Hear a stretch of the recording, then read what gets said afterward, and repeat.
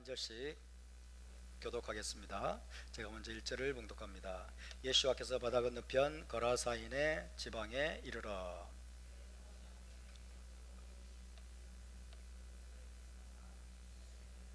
그 사람은 무덤 사이에 거처하는데 이제는 아무도 그를 쇠사슬로도 맬 수 없게 되었으니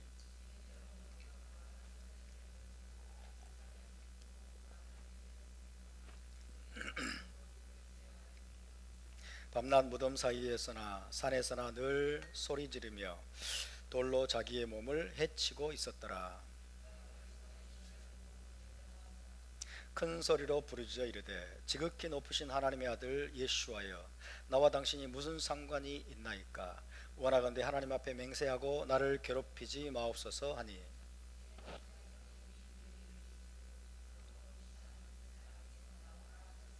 이에 물으시되 내 이름이 무엇이냐. 이르되 내 이름은 군대니 우리가 많음이니이다 하고 다같이 마침 거기 돼지의 큰 떼가 산 곁에서 먹고 있는지라. 이에 간구하여 이르되 우리를 돼지에게로 보내어 들어가게 하소서 하니 허락하신대 더러운 귀신들이 나와서 돼지에게로 들어가매 거의 2,000마리 되는 떼가 바다를 향하여 비탈로 내리더라. 바다에서 몰사하거늘. 아멘. 네, 이번 주는 쇼프팀 주간이었습니다. 신명기 5번째 파라샤이고 전체적으로는 48번째 파라샤였습니다. 쇼프팀 주간에 이제 엘루럴이 시작되었고 40일간의 테슈바 기간이 시작이 되었습니다. 오늘은 히브리 관점 복음서 강의 178번째 시간입니다. 178강이 되겠습니다. 지난주에는 예수와께서 제자들과 함께 배를 타고 갈릴리 바다 저편으로 건너가면서 큰 풍랑을 만나게 된 사건에 대해서 살펴보았습니다. 쉴 새 없이 모여드는 무리들로 인해서 식사할 시간조차 내기 어려웠던 예수와께서는 잠깐이나마 제자들과 한적한 시간을 갖기 위해서 갈릴리 바다 저편으로 건너가자고 말씀하셨습니다. 시므야의 배를 타고 갈릴리 바다를 건너는 도중 큰 바람과 파도가 일어나서 배가 침몰 위기에 처하게 되었습니다. 그런데도 불구하고 예수와는 배 고물에서 고온히 주무시고 계셨습니다. 너무나 다급해진 제자들이 예수와를 깨웠고 예수와께서 바람과 바다를 꾸짖으셨을 때 즉시 바람이 그치고 바다는 고요한 상태로 되돌아갔습니다. 이 에피소드는 요나를 생각나게 한다고 말씀드렸죠. 이 에피소드는 요나서 이야기와 연결이 되면서 예수와께서 요나와 같은 선지자, 아니 요나보다 더 위대한 선지자이심을 증거하고 있습니다. 요나는 자신을 바다에 던지라고 함으로써 바다를 잠잠케 했다면 예수와는 친히 바람과 바다를 꾸짖으심으로써 바다를 잠잠케 하셨습니다. 요나의 경우 선원들이 요나가 섬기는 하나님으로 인해서 두려워했다면 예수와의 제자들은 바람과 바다까지도 복종시키는 예수와로 인해서 두려워했습니다. 예수와께서 갈릴리 바다의 풍랑을 잠잠케 하신 이 에피소드는 예수와께서 단지 인간에 불과한 존재가 아니라 신성을 가진 하나님의 아들 메시아이심을 증거하고 있습니다. 할렐루야. 그렇습니다. 오늘날 정통 유대인들은 신성의 메시아를 믿지 않습니다. 정통 유대인들이 생각하는 것처럼 이스라엘의 메시아는 단지 위대한 인간에 불과한 존재가 아니라는 것입니다. 단지 모세와 같고 다윗과 같은 위대한 인간으로서 이스라엘을 구원할 존재가 아닙니다. 타나크 전체에서 예언하고 있는 바가 무엇입니까? 토라 전체에서 예언하고 있는 바가 무엇입니까? 그리고 복음서와 신약성경 전체에서 분명하게 증거하고 있는 메시아는 살아계신 하나님의 신적 대리인입니다. 살아계신 하나님의 신적 대리인이면서 하나님과 동등한 신성과 권능을 가지신 메시아라는 것을 신약성경 브리타다샤는 우리에게 분명히 말씀해 주고 있고, 또 열린 눈으로 우리가 토라와 타나크를 다시 한번 보면 신성의 메시아를 분명하게 우리가 깨달을 수 있다고 믿습니다. 복음서와 신약성경이 증거하고 있는 메시아는 어떤 분입니까? 사흘 만에 죽음에서 부활하신 분이고 구름을 타고 승천하셔서 지금 아버지 우편에 앉아 계신 분임을 믿으시기 바랍니다. 그러다가 마지막 때 다시 구름을 타고 오셔서 이스라엘과 인류의 구속을 완성하실 분이십니다. 할렐루야. 메시아가 단지 인간, 위대한 인간 메시아라면 구름을 타고 어떻게 하늘로 승천합니까? 그리고 그분이 어떻게 다시 구름을 타고 오십니까? 그것은 불가능한 일이죠. 그래서 타나크 전체가 증거하고 있는 메시아는 분명 신성을 가진 하나님의 아들, 하나님과 동등한 권능 그리고 영광 권세를 가지신 메시아이심에도 불구하고 유대인들은 지금 눈이 그런 면에서는 가려져 있습니다. 그래서 모세와 같은 그리고 다윗과 같은 위대한 인간으로서 로마의 압제로부터, 열방의 압제로부터 이스라엘을 건지실 분이라고만 믿고 있다는 것, 이것은 참으로 서글픈 일이 아닐 수가 없습니다. 우리에게 이렇게 놀랍고 완전한 메시아를 보내주신 하나님을 찬양합니다. 예수와는 완전한 인간으로 오신 분이지만 동시에 완전한 신성을 가진 메시아로서 전 인류를 죄와 사망에서 건지시기에 합당하신 분이십니다. 복음서를 통해서 또 우리의 메시아닉 사도들을 통해서 이 신성의 메시아, 하나님의 아들이신 메시아를 우리에게 계시해 주시고 열어주신 하나님을 찬양합니다. 지난주에 또 나눴듯이 거센 파도와 풍랑이 몰아치는 갈릴리 바다는 현 세상에서의 삶을 상징합니다. 그 바다를 항해하는 배는 우리의 가정과 교회를 또 상징합니다. 우리가 탄 배에 예수와가 승선하고 계실지라도 현 세상의 바다에서 거센 풍랑과 파도는 피할 수가 없습니다. 예수와는 마치 배 고물에서 고온히 주무시고 계시는 것처럼 우리가 탄 배에 몰아치는 파도와 풍랑을 모른 채 하고 계실 수도 있습니다.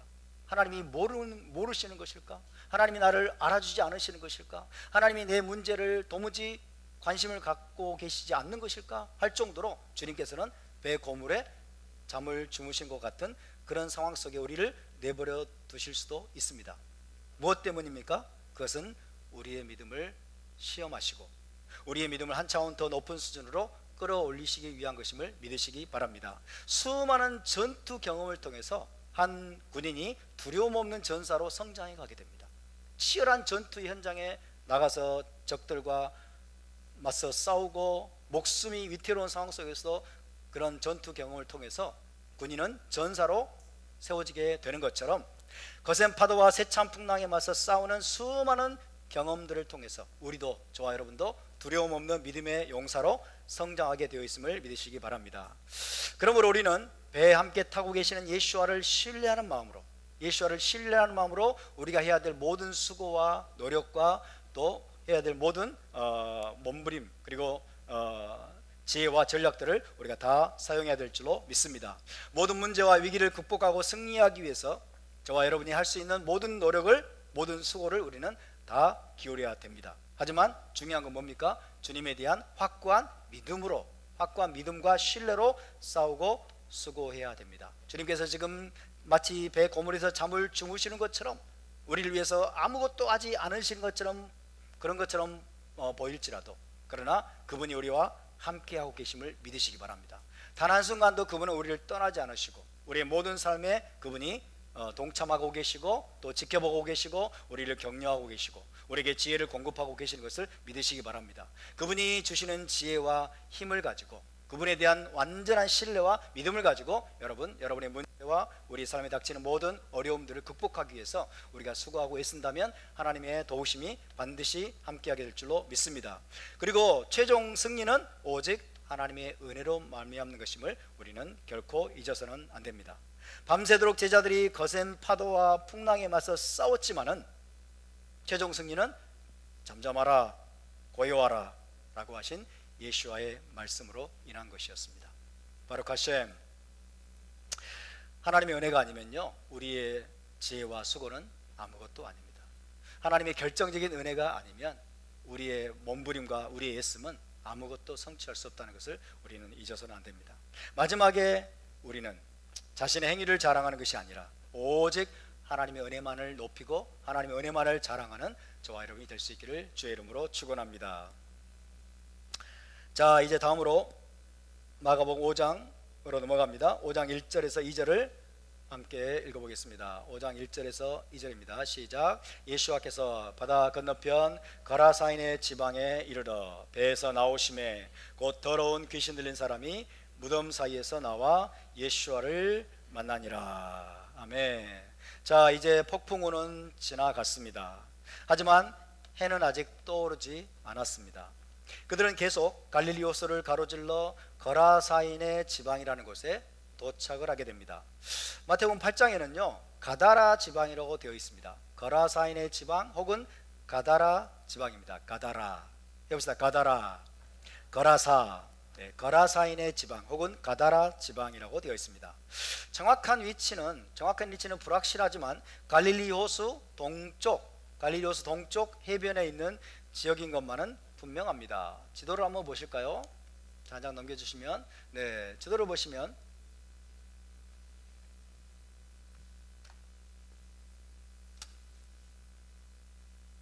여기가 가버나움이죠. 가버나움 해변에서 배를 타고 아마 이렇게 건너오셨을 겁니다. 이렇게 건너오고 가다라 지방은 여기인 것으로 추정이 됩니다. 그 가라사 지방, 가다라 지방, 이쪽이 이제 데가볼리 지역이에요. 데카폴리스 지역인데 그 중에 이제 한 성읍이 가다라 혹은 거라사인의 지방 이렇게 일컬어지고 있습니다. 이쪽은 이방인의 지역이에요. 이방인의 지역.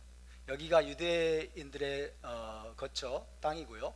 이쪽은 이제 유대인들과 상관없는 이방인 지역으로 예수와께서 건너 오셨습니다. 누가복음 8장 26절에도 보면 그들이 갈릴리 맞은편 거라사인의 땅에 이르렀다 이게 있어요. 거라사인의 땅에 이르렀다. 갈릴리 남동쪽 해변 거라사 지방에 이르렀다라고 되어 있습니다.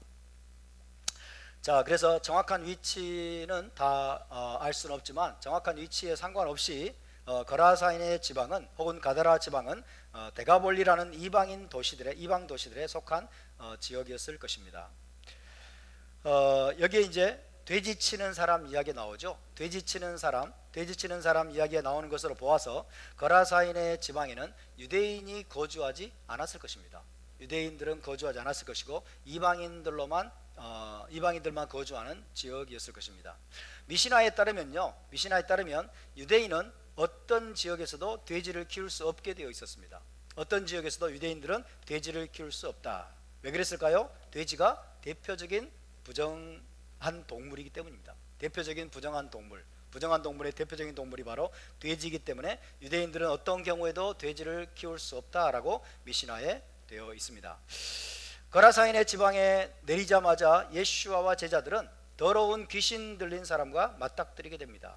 더러운 귀신 들린 사람. 3절에서 5절을 또 함께 읽어보겠습니다. 3절에서 5절입니다. 시작. 그 사람은 무덤 사이에 거처하는데 이제는 아무도 그를 쇠사슬로도 맬 수 없게 되었으니 이는 여러 번 고랑과 쇠사슬에 매었어도 쇠사슬을 끊고 고랑을 깨뜨렸음이라라. 그리하여 아무도 그를 제어할 힘이 없는지라. 밤낮 무덤 사이에서나 산에서나 늘 소리지르며 돌로 자기의 몸을 해치고 있었더라. 아멘. 자, 여기 언급된 것처럼 그 귀신 들린 자는 어디에 거처하고 있었습니까? 무덤 사이에서 살고 있었습니다. 무덤 사이에 거처하고 있었습니다. 무덤 그러니까요, 우리나라의 무덤을 생각하지 마세요. 아시겠죠? 우리나라에 이렇게 뿡 올라온 무덤 있죠? 그런 공동묘지 같은 그런 무덤을 생각하시면 안 돼요. 유대 지방의 고대 근동의 무덤은 돌무덤이에요. 그죠? 돌무덤. 그래서 이런 식의 무덤은 존재하지 않습니다. 산에 있는 돌산 같은데 돌로 된 동굴이 있겠죠. 그런 집중적으로 그런 무덤들이 있는 그런 곳이었다고 생각하시면 되겠습니다. 어쨌든 이 귀신 들린 사람은 무덤 사이에서 거처하고 있었던 사람입니다. 무덤 사이에 거처했단 말은 그가 굉장히 지극히 부정한 자였음을 암시합니다.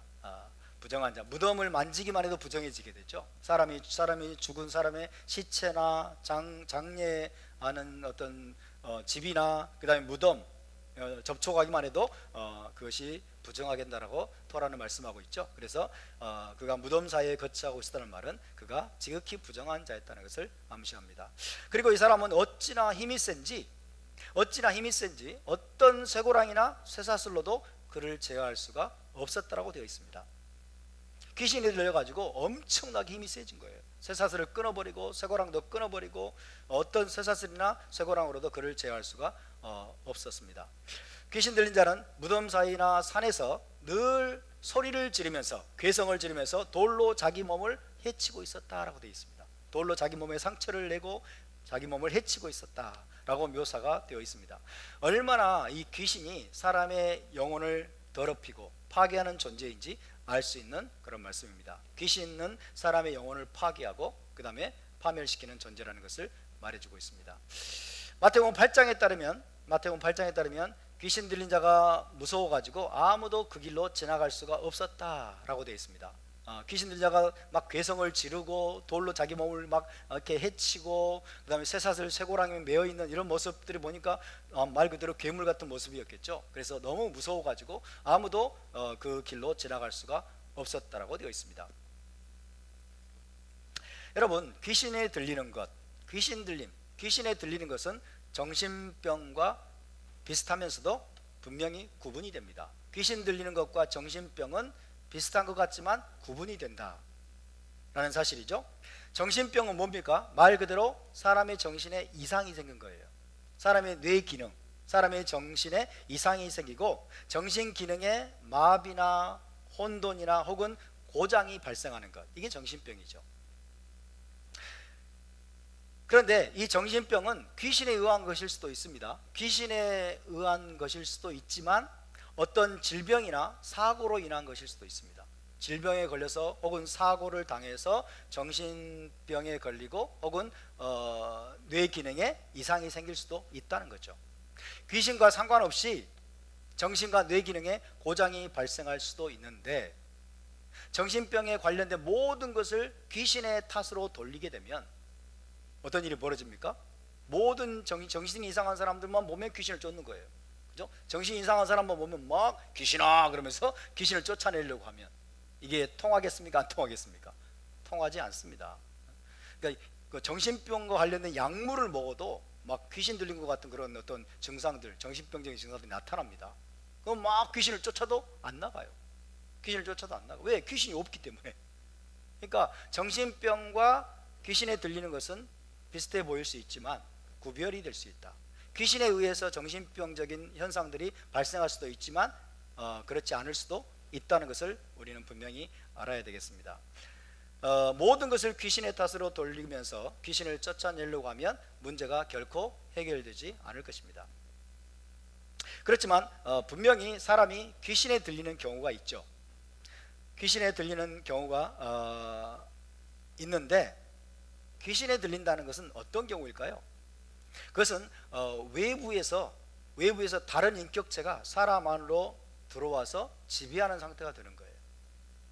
그 사람 밖에서 다른 인격체가 들어오는 겁니다. 다른 인격체가 들어와서 그 사람의 마음과 내면과 정신을 사로잡아 버리는 그런 것을 바로 귀신에 들렸다라고 말하는 것입니다. 근데 귀신도 각양각색의 귀신들이 있죠. 귀신의 특성에 따라서 가벼운 증상만 나타날 수도 있고 귀신의 특성에 따라서 귀신이 안 들린 것 같은 그런 아주 전혀 별로 문제가 없는 듯한 그런 상황도 나타날 수도 있고 아니면 심각한 이상 증세가 나타날 수도 있습니다. 지금 이 마가복음 5장에 나오는 이 귀신 들린 사람은 가장 심각한 형태라고 볼 수 있습니다. 가장 심각한 형태. 막 힘이 괴물처럼 세지게 되고 그 다음에 막 돌칼로 자기를 막 몸을 해하게 되고 쇠사슬로 매고 쇠고랑을 채워놔도 다 끊어버리는 그러면서 거의 뭐 반나체로 살았겠죠. 무덤 사이에서 거치하면서 막 괴성을 지르고 있고 이건 아마 가장 최악의 상태라는 것을 알 수가 있습니다. 귀신은 근본적으로 마귀에게 속한 자입니다. 근본적으로 마귀에게 속해 있기 때문에 사람의 생명을 도둑질하고 죽이고 파멸시키는 것이 목적입니다. 사람의 생명을 도둑질하고 죽이고 파멸시키는 것이 목적입니다.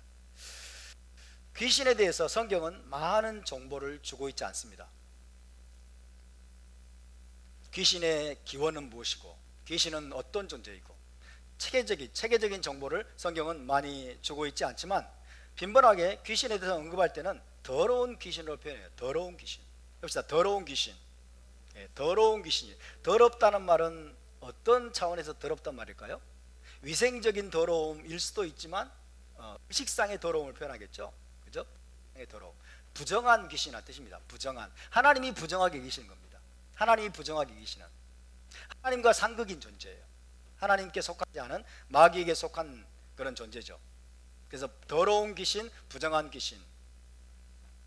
한마디로 부정한 존재이고, 부정한 것들이나 부정한 환경을 좋아하는 존재라는 뜻입니다. 부정한 것들을 좋아하고 부정한 환경을 좋아하는, 그냥 무덤 사이를 좋아하는 거예요. 무덤 사이에 머물기를 좋아하는. 무덤이 사람을 부정하게 만들기 때문에. 그죠? 자, 부정한 존재이고 부정한 것들, 부정한 환경을 좋아하는 부정한 더러운 귀신. 그래서 귀신은 빛을 싫어하고 진리를 싫어합니다. 빛을 싫어하고 진리를 싫어하죠. 늘 어둠과 부정함에 머물기를 좋아합니다. 그렇기 때문에 귀신에 들리지 않기 위해서는 빛과 진리를 사랑하고 빛 대신 하나님을 가까이 하는 삶을 살아야 될 줄로 믿습니다. 우리 안에 어둠이나 우울함, 의기소침한 마음들을 자꾸 우리는 거부하고 몰아내야 됩니다.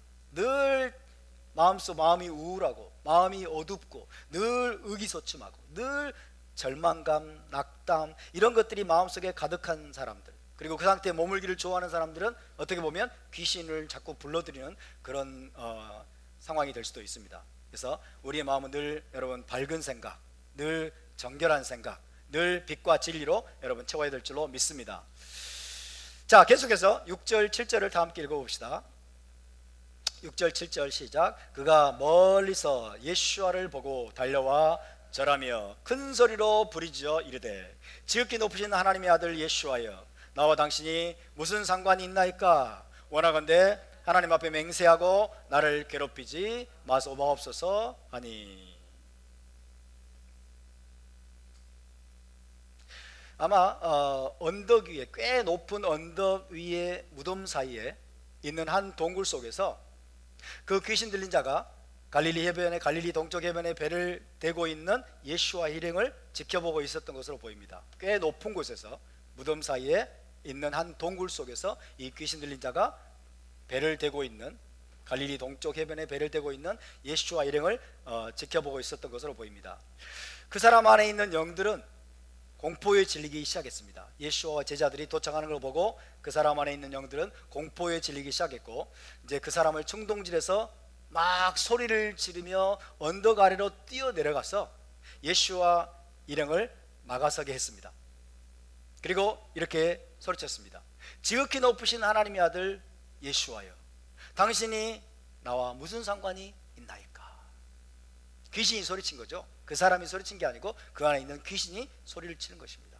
지극히 높으신 하나님의 아들 예수와여, 당신이 나와 무슨 상관이 있나이까? 자, 여기서 예수와라는 호칭은 그분의 육적인 신분을 가리키는 호칭입니다. 육적인 신분을 가리키는 호칭은 예수와, 그 다음에 지극히 높으신 하나님의 아들, 지극히 높으신 하나님의 아들이라는 호칭은 그분의 영적인 정체성을 가리킵니다. 지금 이 예수와, 지극히 높으신 하나님 아들 예수와라고 부르고 있는데, 예수와 그분의 육적인 신분을 나타내고, 지극히 높으신 하나님의 아들이라는 호칭은 그분의 영적인 정체성을 가리킵니다. 지금 이 귀신이 알고 있는 거죠. 이분이 예수와, 누가 가르쳐줬어요? 예수와인지? 안 가르쳐줬어요. 예수와라는 것도 알고 있고, 그 다음에 지극히 높으신 하나님의 아들, 엘 엘리온이 지극히 높으신 하나님이죠. 벤 엘 엘리온, 지극히 높으신 하나님의 아들이라는 사실도 이 귀신은 지금 알고 있습니다. 이것은 우리에게 뭘 가르쳐 줍니까? 귀신은 상당히 많은 정보를 알고 있다는 겁니다. 귀신은 전지전능하지 않습니다. 심지어 마귀도 전지전능하지 않아요. 여러분, 마귀를 두려워하지 마시기 바랍니다. 마귀는 전지전능하지 않습니다. 오직 하나님만이 전지전능하십니다. 귀신은 전지전능하지 않아요. 그렇지만 사람들보다는, 인간들보다는 많은 정보를 알고 있습니다. 많은 정보를 알고 있습니다. 그 귀신은 즉시 예수와를 알아보았고, 그분이 단순한 인간이 아니라 지극히 높으신 하나님의 아들이심을 알아보았습니다. 그래서 그분이 바로 자기 자신을 제어하거나 자기 자신에게 위해를 가할 권세를 가지신 분임을 즉시 알아보았습니다. 지금 해변에 도착하고 있는 저분이 예수와인데, 지극히 높으신 하나님의 아들로서 자기들을 괴롭게 하고 자기들에게 위해를 가할 어떤 존재, 메시아라는 사실을 이 귀신은 즉시 알아봤던 거죠. 그래서 이렇게 외쳤습니다. 당신이 나와 무슨 상관이 있나이까?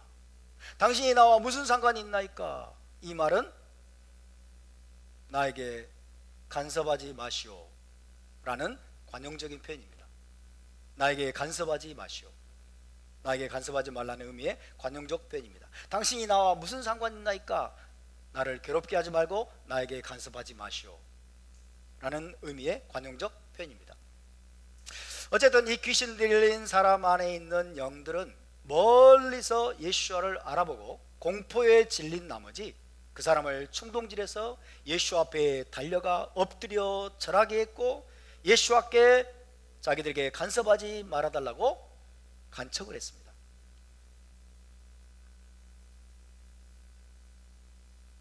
여러분, 고대 시대에는요, 귀신을 쫓아내려고 할 때 축사자가 더 높은 힘을 가진 존재의 권위로 악한 영에게 명령을 하곤 했습니다. 축사의 공식은 대개 하나님의 이름을 소환하는 거예요. 하나님의 이름으로 명하노니, 하나님의 이름을 소환하는 거죠. 더 높은 존재의 이름으로 명령해서 귀신을 쫓아내는, 이것이 일반적인 공식이었습니다.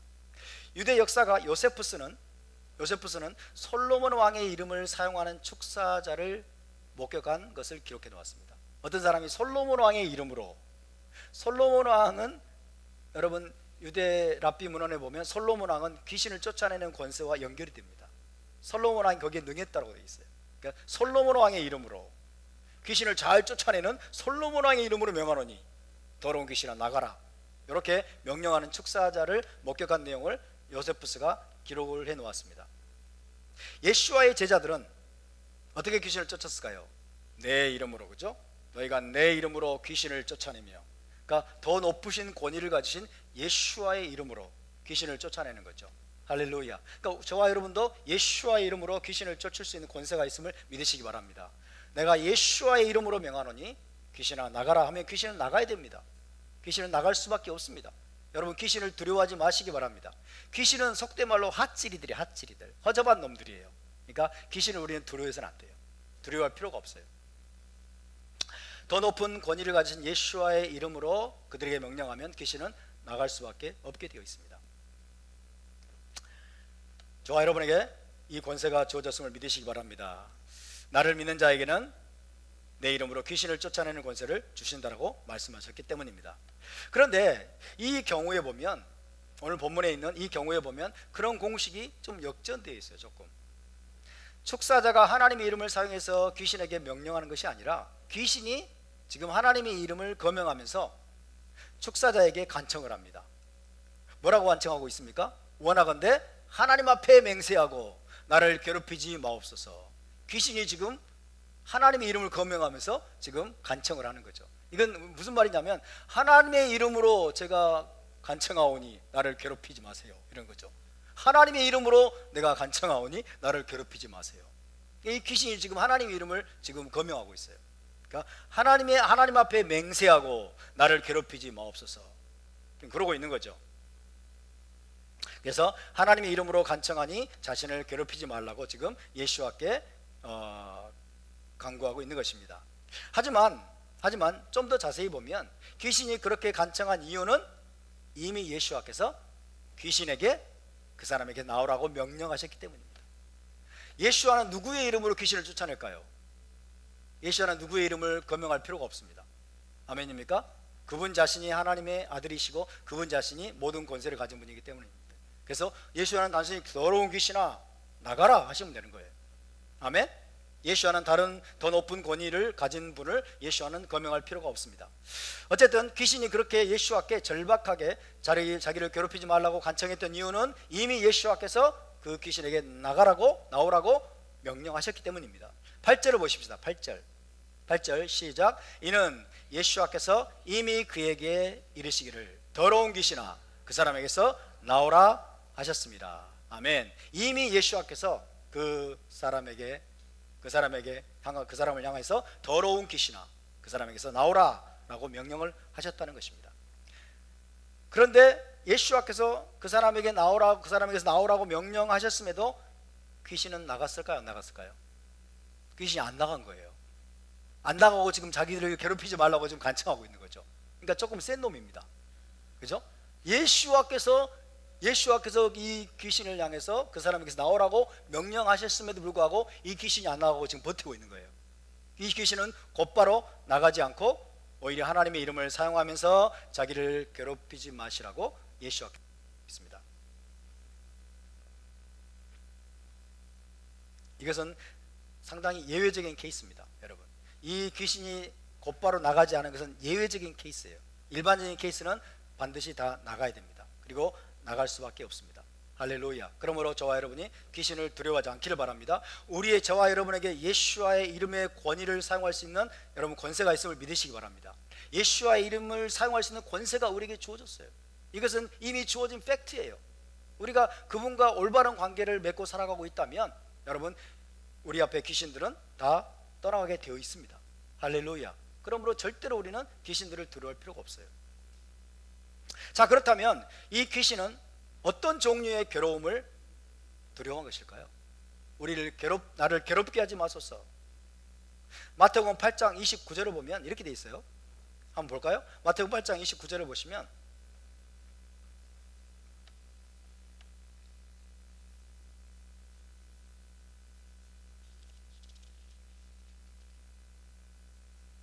하나님 앞에 맹세하고 나를 괴롭히지 마옵소서. 괴롭히지 말라고 지금 이야기하고 있고, 마태복음 8장 29절 시작. 때가 이르기 전에 우리를 괴롭게 하려고 여기 오셨나이까. 때가 이르기 전에 우리를 괴롭게 하려고 여기 오셨나이까 라고 귀신이 소리친 것으로 되어 있습니다. 그렇다면 귀신을 괴롭게 하는 것은 과연 무엇일까요? 귀신을 괴롭게 만드는 것,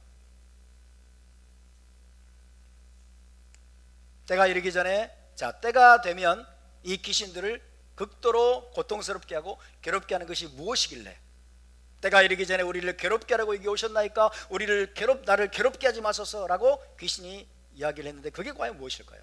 여러 가지 외경들과 유대 묵시 문헌들을 보면 마귀와 그의 졸개인 악령들에 대한 종말론적인 심판이 기록되어 있습니다. 마귀와 그의 졸개들인 악령들에 대해서 종말론적인 심판이 예정되어 있음을 알 수가 있습니다. 마귀는 누구입니까? 마귀는 데블이라고 하죠. 데블. 마귀는 단수입니다. 여러분, 마귀는 단수. 이 마귀야 나가 이러면 안 돼요. 마귀는 단수예요. 마귀는 여러분 사람들 안에 들어오는 존재가 아닙니다. 그죠? 마귀는 최고의 사탄이에요. 사탄. 그러니까 마귀는 한 마리예요. 한 마리. 말이란 말이 적당할지 모르지만 마귀는 단수입니다. 이름이 하나예요. 하나. 이 마귀는 타락한 천사장으로 알려져 있죠. 마귀는 타락한 천사장입니다. 하늘에서 하나님에 대항해서 반역을 일으켰던 타락한 천사장으로 알려져 있고요. 그와 함께 이 마귀와 함께 3분의 1에 해당하는 천사들이 타락한 것으로 보입니다. 계시록에도 그런 내용이 나오고 있죠. 3분의 1의 천사들이 마귀와 함께 타락을 했어요. 루시퍼가 마귀 이름이냐? 이거는 조금 문제가 있습니다. 루시퍼는 마귀 이름이 아니에요. 그래서 루시퍼라는 것은 루시퍼가 마귀 이름이라는 것은 조금 오해가 있는 것입니다. 마귀의 이름은 모릅니다. 마귀의 이름은 몰라요. 마귀의 이름이 잊혀져 버렸다. 마귀 이름이 잊혀져 버렸고 마귀의 이름이 망각되었다. 이게 저주인 거예요. 이름이 잊혀져 버리는 것. 근데 마귀 이름을 루시퍼라는 이름을 갖다 붙여주면 마귀를 오히려 영화롭게 만들어준 거예요. 그러니까 루시퍼라는 이름을 부르지 마세요. 그거는 번역상의 오류에서 마치 마귀의 이름이 루시퍼라고 되는 것처럼 되지만 마귀의 이름은 완전히 잊혀져 버렸어요. 하나님이 그 이름조차 지금 부르지 못하게 만들어 버리셨어요. 왜? 하나님께 반역했기 때문에. 어쨌든 이 마귀가 타락한 천사장인데 그와 함께 3분의 1에 해당하는 천사들이 타락한 것으로 보입니다. 마귀도 타락한 천사이고 그와 함께 타락한 천사들도 타락한 천사들입니다. 마귀는 타락한 천사장이죠. 타락한 천사장이고 그와 함께 3분의 1에 해당하는 천사들이 타락을 했습니다. 타락한 천사들입니다. 그렇다면 여러분, 마귀가 타락한 천사장이고 또 타락한 천사들이 있다면 귀신의 정체는 무엇일까요? 귀신은 자, 영어로 치자면 마귀는 데블이라고 합니다. 데블. 타락한 천사는 fallen angel이라고 하죠. fallen angel. 귀신은 디몬이라고 합니다. 디몬. 자, 귀신의 정체는 무엇일까요? 귀신은 마귀일까요? 귀신은 마귀의 졸개예요. 그죠? 마귀의 졸개 중에 졸개입니다. 자, 그렇다면 귀신은 타락한 천사일까요? 귀신이 타락한 천사일까요? 전혀 아닙니다. 귀신은 타락한 천사도 아닙니다. 귀신과 타락한 천사는 분명 다릅니다. 자, 사탄의 왕국, 어둠의 왕국의 위기의 질서를 조금 말씀을 드리면, 자, 타락한 천사장인 마귀가 있습니다. 그 밑에 졸개들인 타락한 3분의 1에 해당하는 타락한 천사들이 있습니다. 천사들. 그리고 그 맨 밑에 귀신들이 있는 거예요. 그 밑에 귀신들. 타락한 천사와 귀신은 엄연히 구별됩니다. 같지 않습니다. 자, 예를 들어서 여러분, 타락한 천사는 사람의 몸에 들어오려고 할까요, 안 할까요? 나 타락한 천사 들렸어 하는 사람 들어보셨어요? 저 사람 타락한 천사 들렸네. 못 들어보셨죠? 타락한 천사는 사람의 몸에 들어오려고 하지 않아요. 천사는 원래 그런 존재가 아니에요. 그죠? 마귀도 마찬가지입니다. 마귀도 그렇고 타락한 천사도 사람의 몸에 들어오려고 하지 않습니다. 그것은 그들의 속성이 아니에요. 그러니까 타락한 천사가 들렸다라는 말은 성립이 안 되는 말이죠. 그런데 타락한 천사와 달리 귀신은 자꾸만 사람의 몸에 들어오려고 합니다. 귀신은 자꾸만 사람의 몸에 들어오려고 해요. 사람의 몸을 자기의 집으로 여겨요. 사람의 몸을 자기의 집으로 해요. 사람의 몸 안에 들어오는 것을 편안하게 여기고 사람의 몸에 들어와서 사람을 지배하려고 하는 존재, 그게 바로 귀신이에요. 그래서 많은 사람들이 귀신에 들리는 것입니다. 어쨌든 귀신은 타락한 천사가 아닙니다. 좀 어둡네. 자, 불을 켜겠습니다. 다시.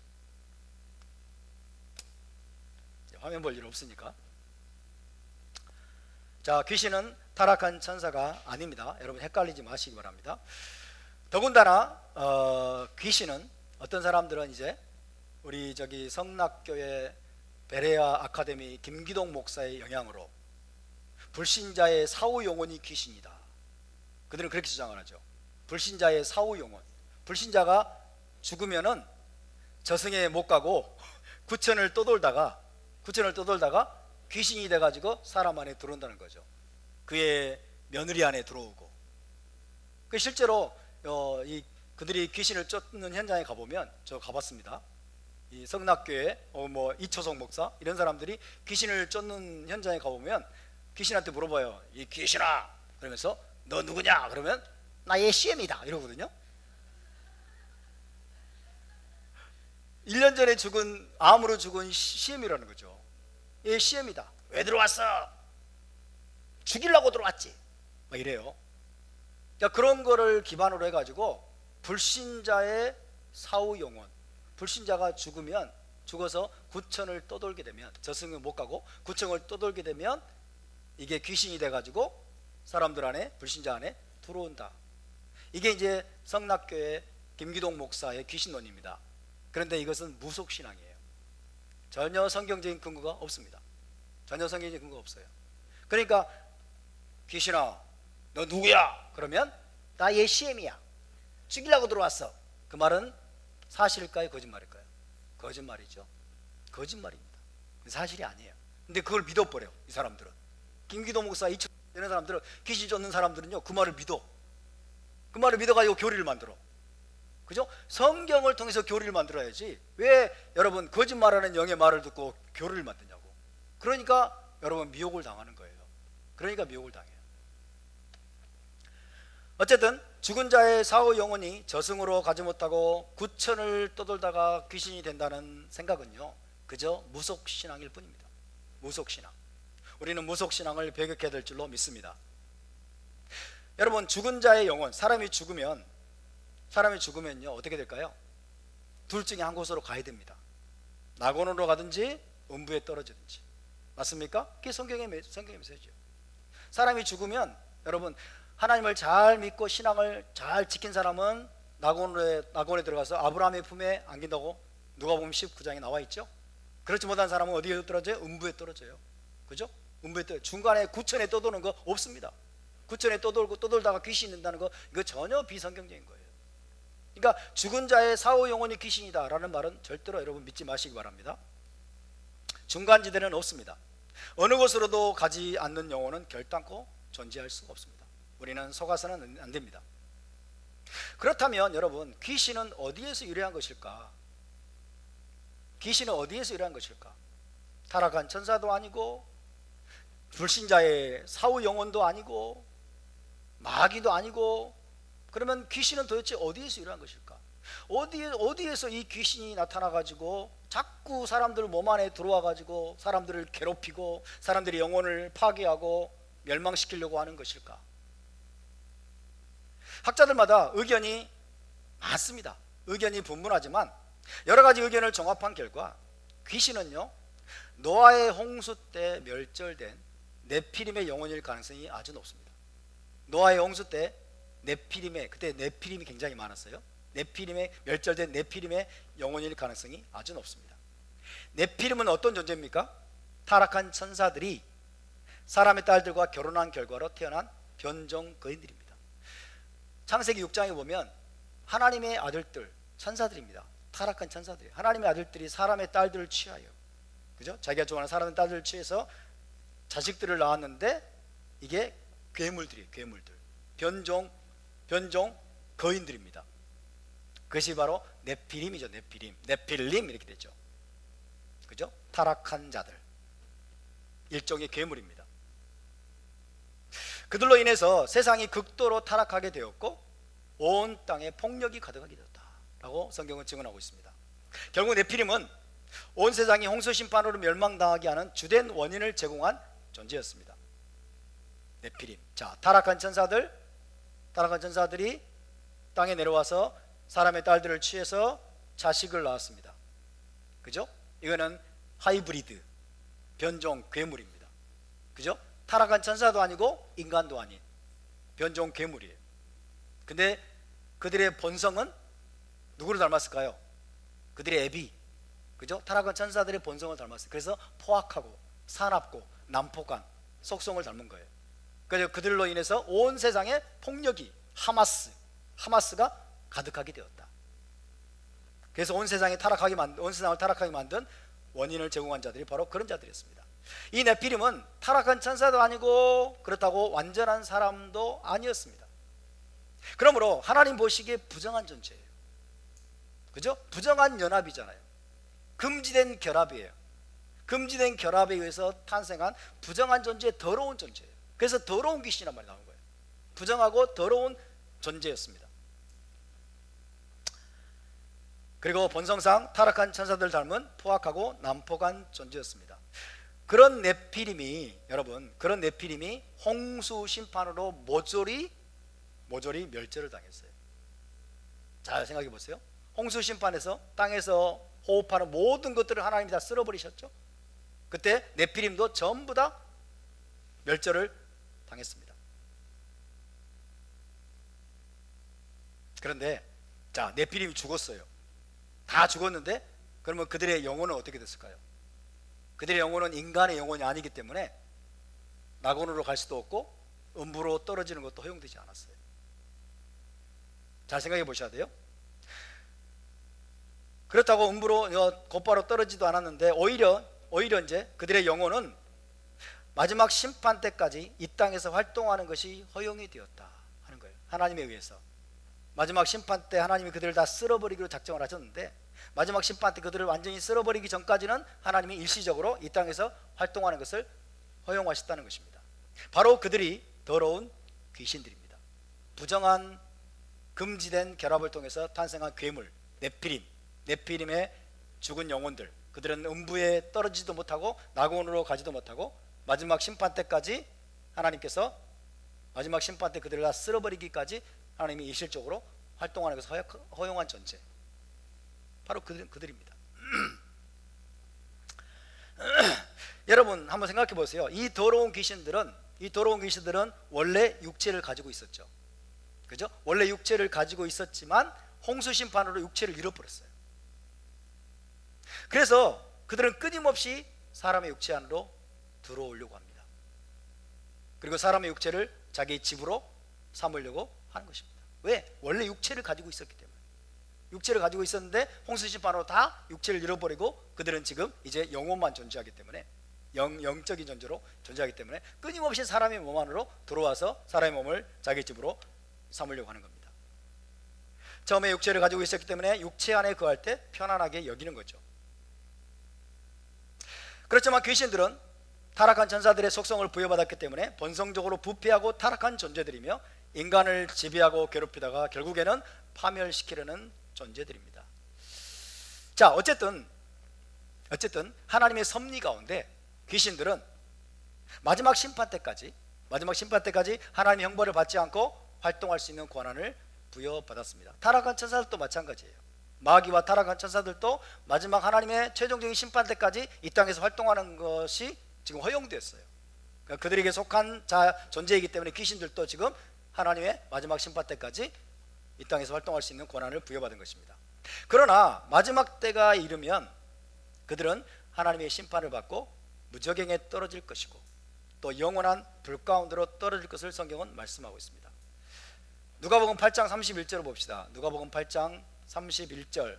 이 귀신들은 자기들의 운명을 알고 있습니다. 마지막 최종 운명을 알고 있는데 누가복음 8장 31절에 뭐라고 되어 있는지 볼까요? 자, 이 귀신 들린 사람 안에 있는 귀신이 뭐라고 예수께 간구하는지. 누가복음 8장 31절 시작. 무저갱으로 들어가라 하지 마시기를 간구하더니. 무저갱에 자기들이 마지막에는 들어가야 될 것을 알고 있어요. 무저갱은 타락한 천사들을 가두기 위해서 하나님이 만든 거대한 감옥입니다. 또 마태복음 25장 41절을 볼까요? 마태복음 25장 41절.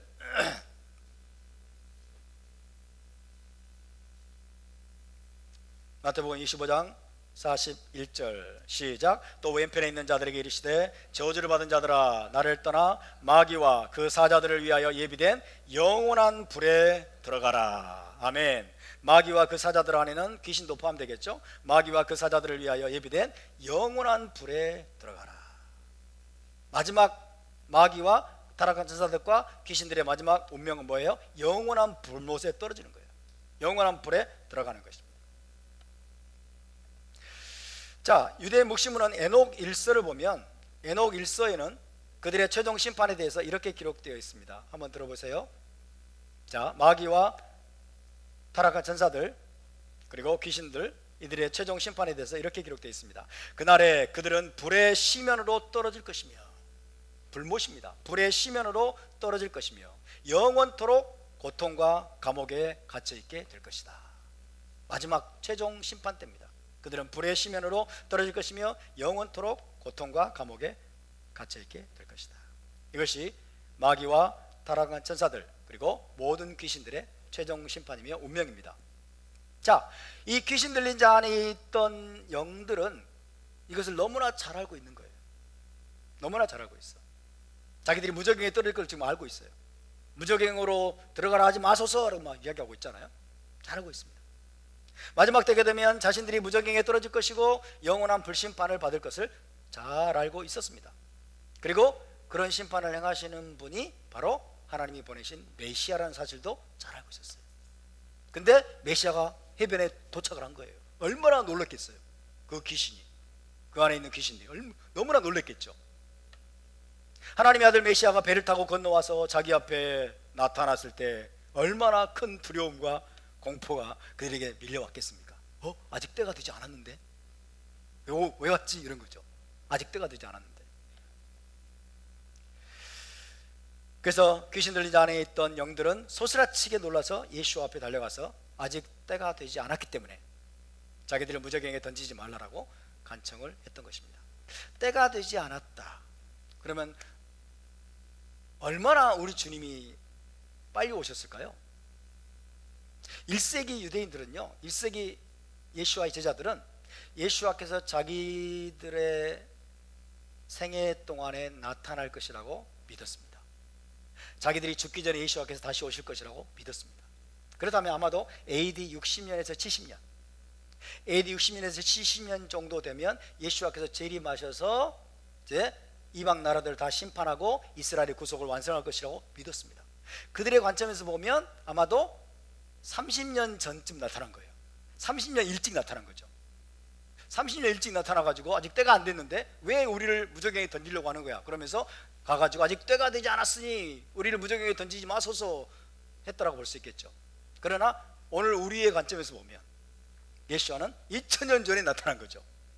그죠? 2000년 전에 미리 나타나가지고 지금 이 귀신들을 무저갱에 던지려고 하는 거 아닌가 하는 것으로 우리가 해석할 수가 있겠습니다. 어쨌든 그렇게 예수와께서 너무 일찍 때가 되기도 전에 자기들 앞에 나타난 걸 보고 귀신은 너무나 큰 공포와 두려움에 사로잡혔습니다.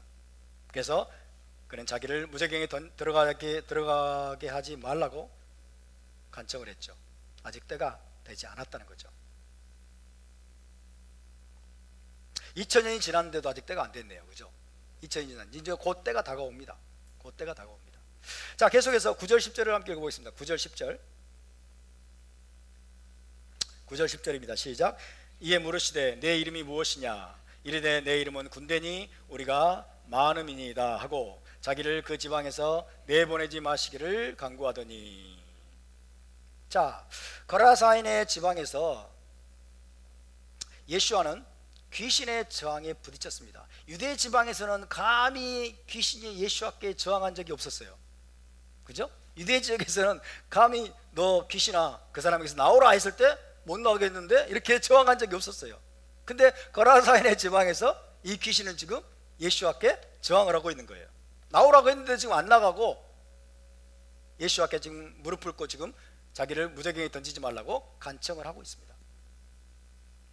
다른 모든 축사사에게서는 예수와께서 말씀 한마디만 하시면 귀신들은 소리를 지르면서 도망치듯이 다 떠나갔습니다. 하지만 이 경우에는 예수와께서 더러운 귀신아 그 사람에게서 나오라고 명령하셨음에도 불구하고 귀신은 떠나지 않고 여전히 소리를 지르면서 소란을 피웠습니다. 그래서 어떻게 하셨습니까? 예수와께서는 보다 효과적으로 귀신을 쫓아내시기 위해서 내 이름이 무엇이냐 그의 이름을 물으셨어요. 여러분, 고대 문헌들의 증거에 따르면요, 고대인들은 어떤 사람이나 영의 이름을 알고 선포하면, 어떤 사람이나 영의 이름을 알고 선포하면 그를 제어할 힘을 얻게 된다고 믿었어요. 이름을 알게 되면, 그죠? 자, 귀신의 이름을 알게 되면 그를 제어할 수 있는 힘을 얻게 된다고 고대인들은 믿었습니다. 이 경우에도 그것이 적용되는지는 분명하지 않습니다. 예수와께서 왜 그의 이름을 물었는지는 우리는 다 알 수 없죠. 어쨌든 귀신이 곧바로 나가지 않자 예수와는 그의 이름을 물었습니다. 이름이 뭡니까? 이름은 그의 속성, 그의 정체성이죠. 그의 속성과 정체성을 아는 것이기 때문에 그 귀신을 보다 쉽게 쫓아내는 데 필요한 어떤 정보와 지혜를 얻는 방법이 될 수가 있습니다. 그 귀신을 보다 쉽게 쫓아내는 데 필요한 정보와 지혜를 얻는 방법이 될 수가 있기 때문에 예수와께서 아마 그의 이름을 물었던 것으로 보입니다. 여러분, 복음서 전체를 한번 보세요. 복음서 전체를 보시고 예수와께서 귀신에게 이름을 물은 경우는 몇 번이나 될까요? 딱 한 번이에요. 이게 유일한 케이스입니다. 그죠? 그런데 오늘날 여러분 귀신 쫓는 사역하는 데 가보세요. 틈만 나면 이름 물어요. 틈만 나면 이름 물어. 그러니까 이것을 표준으로 삼으면 안 된다는 거예요. 이거는 예외적인 케이스예요. 예외적인 케이스에 예수와께서 내 이름이 무엇이냐고 물었지, 이거를 공식으로 만들어 가지고, 여러분 김기동 그 집회도 마찬가지예요. 김기동 목사나 이초성 목사나 이 귀신 쫓는 거 좋아하는 집회 가보세요. 막 맨날 이름 물어요. 맨날 이름 물어. 그 이름 물으면 대답하겠죠. 너 네 이름이 뭐야? 그럼 이름 너 누구냐? 그러고 예 시엠이다 이러고, 뭐하러 들어왔어? 죽이려고 들어왔지 이러고. 그런 거죠. 그러니까 이름을 묻고 귀신들과 대화를 시도합니다. 귀신들과 대화를. 이름을 묻고 귀신들과 대화를 시도하면 어떤 일이 벌어질까요? 속아 넘어갑니다. 속아 넘어가요. 그래서 죽은 자의 사후 영혼이, 불신자의 사후 영혼이 귀신이라는 교리까지 만들어. 여러분, 귀신은 근본적으로 속이는 자예요. 속이는 영이에요. 거짓말하는 영이에요. 거짓말하고 속이는 영인데 자꾸 물어가지고 정보를 캐내려고 그래. 정보를 캐내가지고 그 정보를 그대로 믿어버리고 그걸 교리까지 만들어. 이거는 굉장히 위험한 것입니다. 그러니까 주님 예수와께서는 유일하게 딱 한 번 예외적으로 이름을 물으셨는데, 오늘날에는 많은 축사 사역자들이 맨날 이름을 물어. 너 누구냐? 네 이름이 뭐냐? 뭐 그래. 이거는 속아 넘어가기가 딱 좋은 일인 것입니다. 어쨌든 예수와께서 이름을 묻자 귀신이 이렇게 대답합니다. 내 이름은 군대니 우리가 많음이니이다. 저는 이거 오역이라고 봐요. 군대는 영어로 리전 이렇게 됐어요. 리전. 이 리전, 이 군대는 다른 말로 정확히 번역하면 군단입니다. 군단. 로마에 군단이 있어요. 제1군단, 제2군단, 제3군단, 그리고 제10군단. 예루살렘을 침공해서 예루살렘 성전을 파괴하는 이 티투스가 이끌었던 군단이 아마 제10군단일 거예요. 가장 무시무시한 군단, 가장 강력하고. 한 군단, 로마군의 한 군단이 4,000명에서 6,000명 돼요. 4,000명에서 6,000명으로 이루어져 있어요. 자기들이 우리가 많이 들어왔기 때문에 자기 이름이 군단이래. 군단.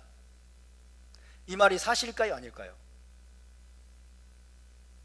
그러면 지금 이 귀신 들린 사람 안에 4천에서 6천 마리가 되는 귀신이 들어와 있다는 거지. 그죠? 4천에서 6천 마리 되는 귀신이 들어와 있다는 거예요. 사실일까요? 아닐까요? 굉장히 많이 들어온 것은 아마 맞겠지만 굉장히 뻥튀기한 거예요. 이 뻥치고 있는 거예요. 지금 귀신이 뻥치고 있을 가능성이 많습니다. 예수와 앞에서도 지금 상당히 과장해가지고 하고 있는 거예요. 나중에 보면 돼지가 몇 마리예요? 돼지가 2,000마리쯤 된다고 그랬죠. 그러니까 2,000마리쯤 되는 돼지에 들어갔는데, 그럼 이 귀신들이 2,000마리냐, 아니면 더 적느냐, 아니면 더 많으냐, 다 알 수는 없죠. 근데 4,000명에서 6,000명으로 구성된 군단, 이게 군단이에요. 근데 돼지는 2,000마리예요. 그러니까 조금 지금 뻥튀기 돼 있다는 거죠. 그죠? 그러니까 귀신의 말은 다 믿을 게 못 됩니다. 근데 어쨌든 많은 무리의 귀신이 지금 이 사람 안에 들어가 있는 건 사실이에요. 그래서 군단 귀신이다. 우리는 군대 귀신이라는 말을 쓰는데, 군대 귀신보다는 군단 귀신, 이렇게 하는 게 더 정확하다고 봅니다. 군단 귀신. 한 군단급에 해당하는 숫자의 귀신이 지금 이 사람 안에 들어가 있는 거죠. 굉장히 그래서 힘이 센 거예요. 그래서 엄청나게 힘이 센 거예요. 쇠사슬 통하지가 않아요. 쇠고랑도 통하지가 않습니다.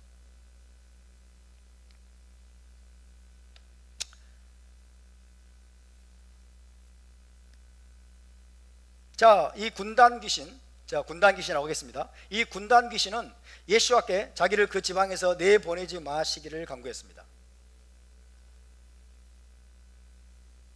그들은, 이 군단 귀신은 예수와께서 자기들을 사람이 없는 곳으로 혹은 안식이 없는 곳으로 멀리 보내버리실까 두려워했습니다.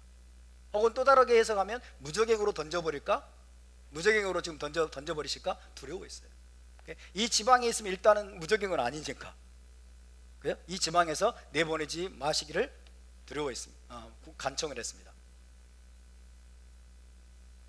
자, 그리고 그들은 사람의 몸에서 그 사람에게서 쫓아내실 거라면 최소한 주변에 있던 2,000마리쯤 되는 돼지떼에게라도 들어가게 해달라고 간청을 했어요. 사람의 몸에서 나가는데, 사람의 몸에서 나와야 되는데, 그들이 정말로 싫어하는 건 뭐예요? 육체 없이 떠도는 거예요. 그죠? 어떤 몸에 들어가지 못하고 떠도는 거예요. 그래서 돼지의 몸에라도 들어가려고 한 거예요. 돼지의 몸에라도 들어간다는 것은 뭐예요? 그만큼 그들이 부정하다는 거죠. 부정한 동물, 가장 부정한 동물에 속하는 이 돼지의 몸에라도 들어가도록 간청을 했습니다. 부정한 귀신, 더러운 귀신이라는 것을 암시하는 거죠. 예수와께서는 허락하십니까? 허락하지 않으십니까? 허락하십니다. 예수와께서는 그들의 간청을 들으시고 돼지떼에 들어가는 것을 허락하십니다. 아마도 한시라도 빨리 그 사람에게서 귀신을 쫓아내시기 위해서 허락하신 것이 아닐까 추정해 볼 수가 있겠습니다. 자, 계속해서 13절을 다 함께 보겠습니다. 13절 시작. 허락하신데 더러운 귀신들이 나와서 돼지에게로 들어가매 거의 2,000마리 되는 떼가 바다를 향하여 비탈로 내리다라 바다에서 몰사하거늘. 예수께서 그 영들이, 그 귀신들이 돼지떼에 들어가는 것을 허락하셨지만 그 귀신들의 계획은 빗나가고 말았습니다. 그 귀신들은 어떤 계획을 짰을까요? 돼지떼에게라도 들어가게 하소서, 허락하소서 라고 말했을 때 그 귀신들은 어떤 계획을 가지고 있었을까요? 어느 정도라도 귀신은 돼지의 몸 안에 있기를 원했겠죠. 그죠? 어느 정도라도 돼지떼의 그 육체 안에 머물러 있으려는 마음을 가지고 돼지떼에 들어가게 해달라고 했는데 순식간에 돼지떼가 발작을 하면서 바다에 빠져버린 거예요.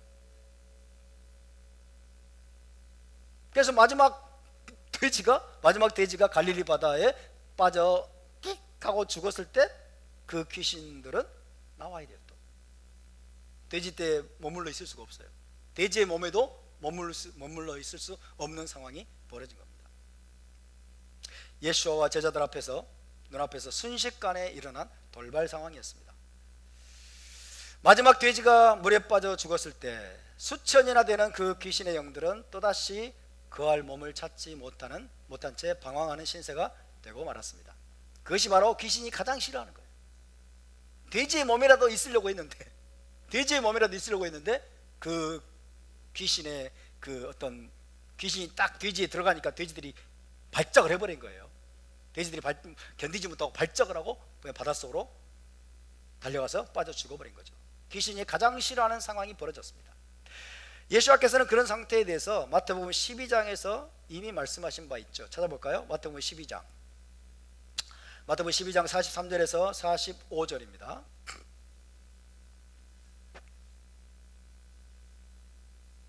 마태복음 12장 43절에서 45절 말씀, 이 말씀을 살펴보고 오늘 마무리하겠습니다.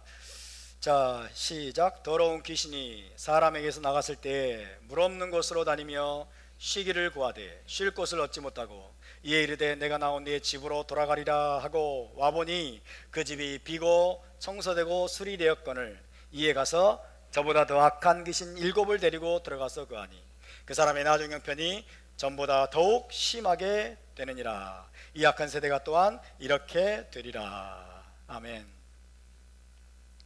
무덤 사이에 있던 사람에게서 쫓겨나고 돼지떼 안에도 머물 수가 없었던 귀신은 어떻게 되었을까요? 물 없는 곳으로 다니며 쉬기를 구하되 쉴 곳을 얻지 못했다라고 말씀하십니다. 물은 뭘 의미합니까? 토라를 의미합니다. 물은 토라를 의미하고 생명을 의미합니다. 토라가 없고 생명이 없는 곳을 찾아서 돌아다니는 거죠. 항상 토라가 없고 생명이 없는 곳을 좋아합니다. 귀신들은. 노아의 홍수 때 물로 심판을 받았기 때문에 귀신들은 물을 극도로 싫어합니다. 물에 다 빠져 죽었잖아요. 물로 심판을 받았기 때문에 귀신들은 물을 극도로 싫어해요. 문자 그대로 물도 싫어하고 그 다음에 토라를 싫어하고 생명을 싫어하는 거예요. 그래서 귀신들은 늘 물이 없는 곳을 찾아다닙니다. 물이 없는 곳은 어디입니까? 광야입니다. 물이 없는 곳은 광야예요. 그래서 광야는 자주 귀신의 처소로 인식됩니다. 광야는 귀신의 처소다. 물이 없어 마르고 곰핍한 땅, 그죠? 생명이 없는 곳, 토라가 없는 곳, 귀신의 처소. 그렇게 사람의 몸이나 돼지의 몸에서 쫓겨난 귀신은 물이 없고 생명이 없는 곳을 찾아다니지만 쉴 곳을 찾지 못합니다. 그가 쉼과 안식을, 귀신이 쉼과 안식을 누리는 최적의 장소는 어디일까요? 귀신이 쉼과 안식을 누리는 최적의 장소는 하나님을 믿지 않는 인간의 몸입니다. 하나님을 믿지 않는 인간의 몸. 그래서 늘 하나님을 모르는, 하나님을 믿지 않는 불신자, 믿지 않는 사람의 몸 안으로 자꾸 들어오려고 하는 것이 귀신의 속성이에요. 그래서 귀신들은 인간의 몸을 자신의 집으로 여깁니다. 왜? 자기가 원래 몸을 가지고 있었거든. 자, 44절 볼까요? 44절 보면 내가 나온 내 집으로 돌아가리라 그랬죠. 내가 나온 내 집으로 돌아가. 여러분, 귀신은 자꾸 돌아오려고 합니다. 그죠? 귀신은 자꾸 돌아오려고 해요. 악한 습관도 자꾸 돌아오려고 그러죠. 우리가 하나님을 믿는 과정에서 이 땅에 사는 동안에 어떤 습관들을 우리가 끊어버리게 되는데, 담배를 뭐 피우거나 혹은 술을 마시거나 악한 습관들을 끊어보려고 하는데 악한 것들은 자꾸 돌아오려고 그래요. 귀신도 자꾸 돌아오려고 합니다. 그래서 이것들을 자꾸 한번 끊어버렸다고 끝내는 게 아니에요. 내가 나온 내 집으로 돌아가리라 하고 돌아와 보니까 그 집이 비고 청소되고 수리되어 있었습니다. 그 집이 텅 비어 있는 거예요. 깨끗하게는 되어 있는데, 청소는 되어 있는데 텅 비어 있는 거예요.